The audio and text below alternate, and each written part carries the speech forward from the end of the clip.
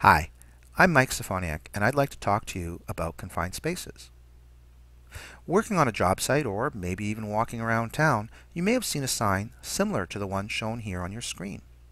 There'd be a big danger warning followed by the phrase confined space. You may also have another phrase such as enter by permit only or permit required or something along those lines. You may have wondered what all those things mean.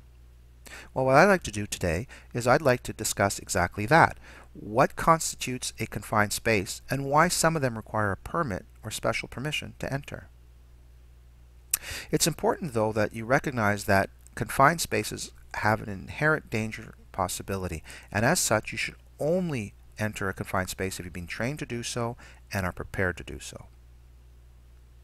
The government has three criteria to define a confined space. They define it as an area which, one, is large enough for a person to get into and work in. So something like a small 2-liter bottle of pop is not going to be considered a confined space.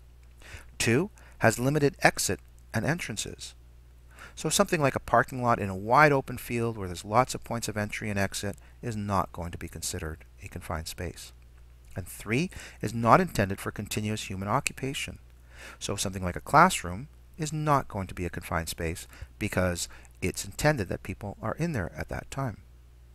Examples of confined spaces are silos and sewers, wells, ship holds, boilers, tanks, ditches. It's also interesting to note that while the government defines what a confined space is, they don't designate spaces as such. That's up to the controller or owner of the space. Of course, that means there's legal ramifications in deciding whether or not a space is confined. Why do some spaces require a permit? Well, it essentially comes down to whether or not there's the possibility of a risk in that space. Now, that needs to be made clear. It's not that conditions are naturally hazardous at all times. It's just that a hazardous potential exists. Probably the one that people think of the most when it comes to requiring a permit is oxygen levels. In the air around us, there's about 21% oxygen. And here we see the molecular formula for oxygen, O2, with square brackets around it, indicating that we're looking at the concentration of oxygen. If the concentration of oxygen drops below 19.5%, we're starting to have some issues. As the oxygen levels drop, it becomes harder to breathe, our heart rate accelerates, we become exhausted more easily, and eventually we can drop into unconsciousness and die.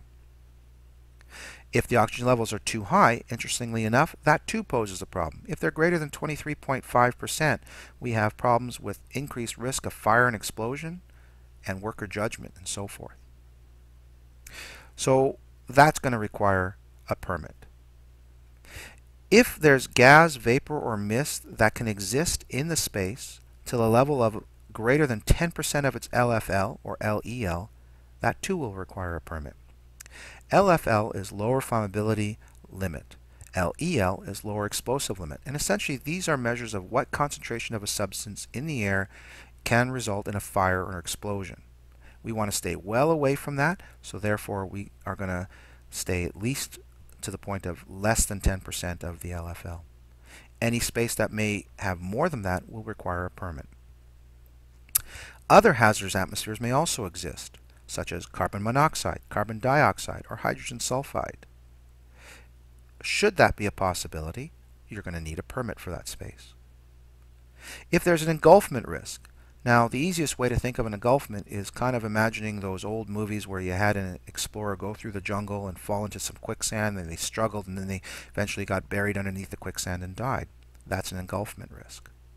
Geometry such as there's a pinch point or moving walls, or any other immediately dangerous to life and health substances, so things that can kill us pretty quickly. In all these cases, will require a permit to enter the confined space. So let's put our newfound knowledge to the test. Here's a workspace.